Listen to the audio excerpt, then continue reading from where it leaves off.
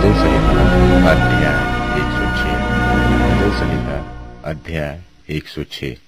यह की स्तुति करो, यहोवा का धन्यवाद करो, क्योंकि वह भला है और उसकी करुणा सदा की है।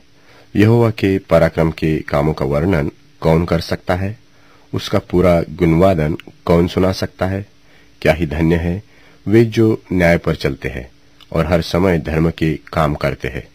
हे यहोवा, अपनी प्रजा पर की प्रसन्नता के अनुसार मुझे स्मरण कर, मेरे उद्धार के लिए मेरी सुधि ले, कि मैं तेरे चुने हुओं का कल्याण देखूं और तेरी प्रजा के आनंद में आनंदित हो जाऊं और तेरे निज भाग के संग बड़ाई करने पाऊं।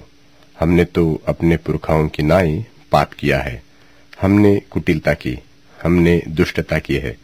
मिस्र में हमारे पुरखाओं ने तेरे आश्चर्य कर्मों पर मन नहीं लगाया, न तेरी अपार करुणा को स्मरण रखा।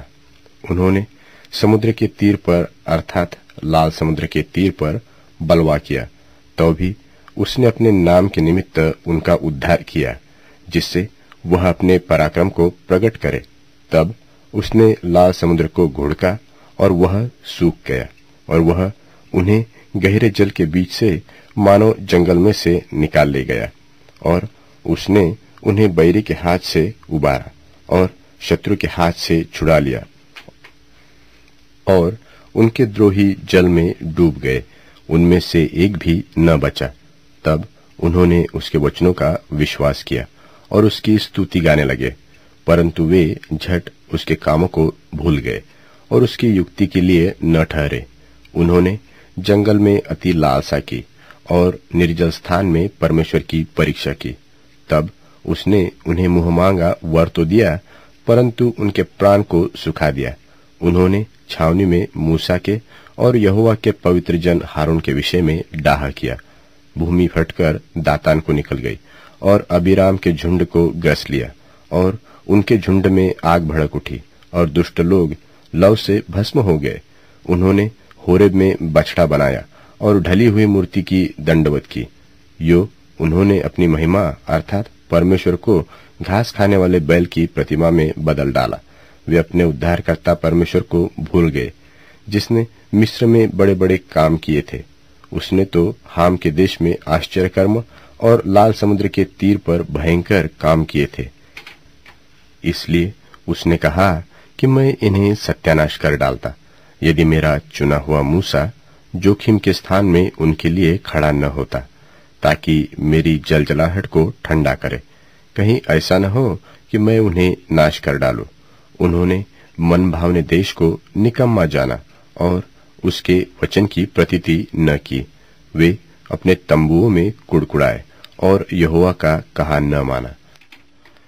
तब उसने उनके विषय में शपथ खाई कि मैं इनको जंगल में नाश करूंगा और इनके वंश को अन्य जातियों के सन्मुख गिरा दूंगा और देश देश में तितर बितर करूंगा।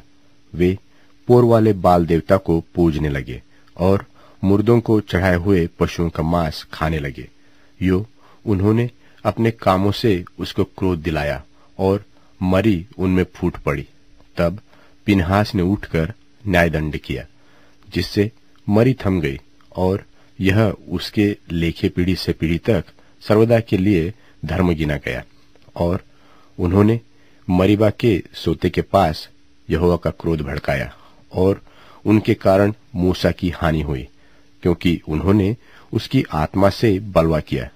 तब मूसा बिन सोचे बोल उठा, जिन लोगों के विषय यहोवा ने उन्हें आज्ञा दी थी, उनको उन्होंने सत्यानाश न किया, वरन उन्हीं जातियों से हिलमिल गए और उनके व्यवहारों को सीख लिया और उनकी मूर्तियों की पूजा करने लगे, और वे उनके लिए फंदा बन गए। वरन उन्होंने अपने बेटी बेटियों को पिशाचों के लिए बलिदान किया और अपने निर्दोष बेटे बेटियों का लोहू बहाया, जिन्हें उन्होंने कनान की मूर्तियों पर बलि किया। इसलिए देश खून से अपवित्र हो गया, और वे आप अपने कामों के कारण अशुद्ध हो गए और अपने कार्य के द्वारा व्यभिचारी भी बन गए। तब यहोवा का क्रोध अपनी प्रजा पर भड़का और उसको अपने निज भाग से घृणा आई। तब उसने उनको अन्य जातियों के वश में कर दिया और उनके बैरियों ने उन पर प्रभुता की। उनके शत्रुओं ने उन पर अंधेर किया और वे उनके हाथ तले दब गए। बारंबार उसने उन्हें छुड़ाया, परंतु वे उसके विरुद्ध युक्ति करते गए और अपने अधर्म के कारण दबते गए। तो भी जब जब उनका चिल्लाना उसके कान में पड़ा, तब तब उसने उनके संकट पर दृष्टि की और उनके हित अपनी वाचा को स्मरण करके अपनी अपार करुणा के अनुसार तरस खाया, और जो उन्हें बंधुए करके ले गए थे उन सब से उन पर दया कराई।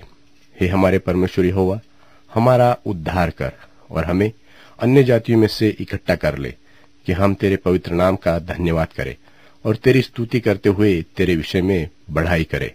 इस्राएल का परमेश्वर यहोवा अनादिकाल से अनंत काल तक धन्य है।